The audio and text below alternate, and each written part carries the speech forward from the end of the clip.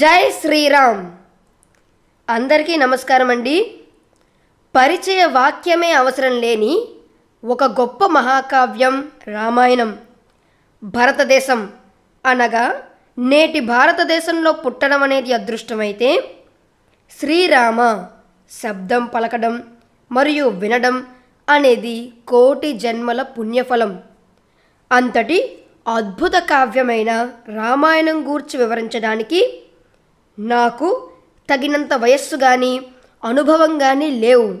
కాకపోతే ఈ గ్రంథంలోని పాత్రల ఔచిత్యాన్ని కాపాడుతూ సందర్భానుసారంగా పాత్రలకు అనుగుణంగా నా గొంతును మార్చి చదివి మీకు వినిపించి మిమ్మల్ని ఆనందింపచేయాలని చేస్తున్న నా ఈ చిన్న ప్రయత్నంలో ఏవైనా లోపాలుంటే పెద్ద మనసుతో మన్నిస్తారని ఆశిస్తున్నాను. ఇక ఈరోజు కథాంశంలోకి వెళ్దామా? రాజు చెప్పిన మాటని మీరు వింటున్నారు కదా. ఓ రాత్రి దేవతలారా, పగటి దేవతలారా, గృహ దేవతలారా, సూర్యుడా, చంద్రుడా, సమస్త దేవతలారా, భూమి అష్టదిక్పాలకులారా, మీరందరూ నా తరపున సాక్షి. నేను కోరికలు కోరిన తరువాత ఆ కోరికలు తప్పకుండా ఇస్తానని రాజు మాట ఇచ్చాడు. రాజా, జ్ఞాపకం తెచ్చుకో, ఒకనాడు సంబరాసురుడి మీదకి యుద్ధానికి వెళ్ళాము. అప్పుడు నేను నిన్ను 2 సార్లు రక్షించాను. అప్పుడు నువ్వు నాకు 2 వరాలు ఇచ్చావు.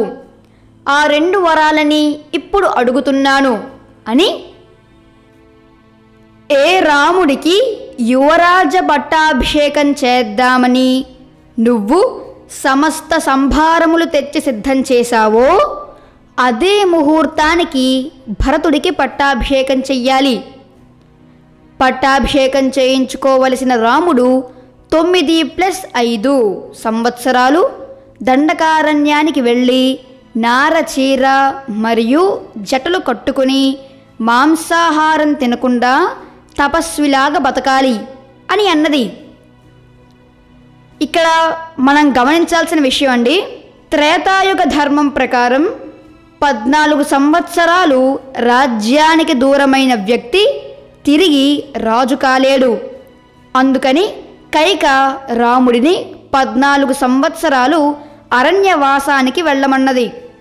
కానీ ఎవరి యందు కామక్రోధాలు అతిగా ప్రకాశిస్తాయో వాళ్ళని దేవతలు ఆవహించి దైవ కార్య నిమిత్తము వాడుకుంటారు.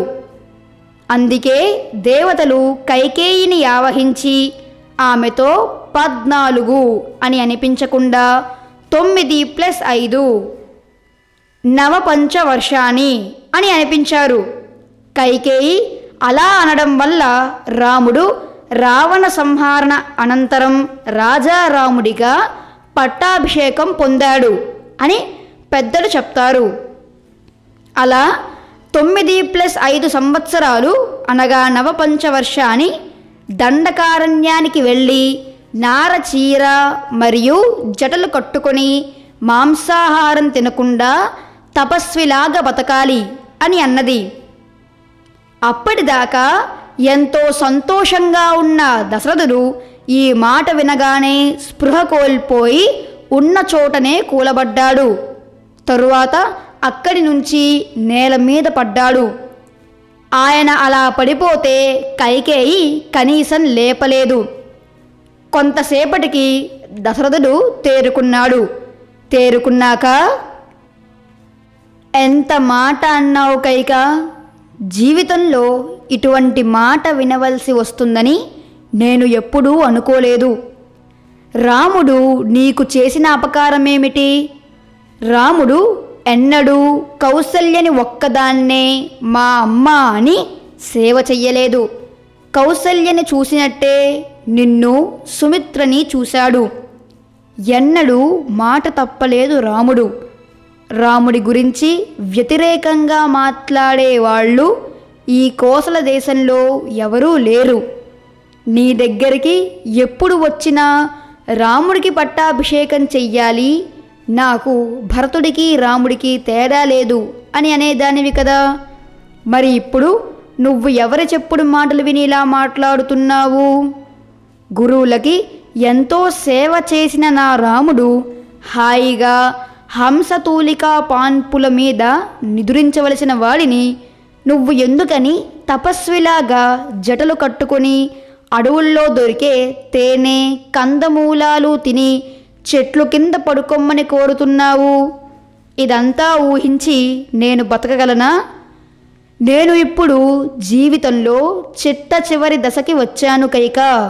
అందుకని రాముడిని విడిచిపెట్టి నేను ఉండలేను. కావాలంటే కౌసల్యని వదిలిపెట్టమను, సుమిత్రని వదిలిపెట్టమను, నా ప్రాణాలే వదిలెయ్యమను, నన్ను సింహాసనం మీద నుంచి దిగిపోమ్మను. ఈ కోరికలన్నీ తీరుస్తాను. నీ పాదములు పట్టి ప్రార్థిస్తున్నాను కైక. రాముడిని 14 ఏళ్ళు పంపించెయ్యమని అనద్దు.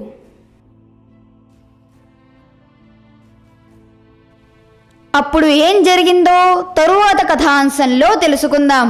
అంతవరకు సెలవు.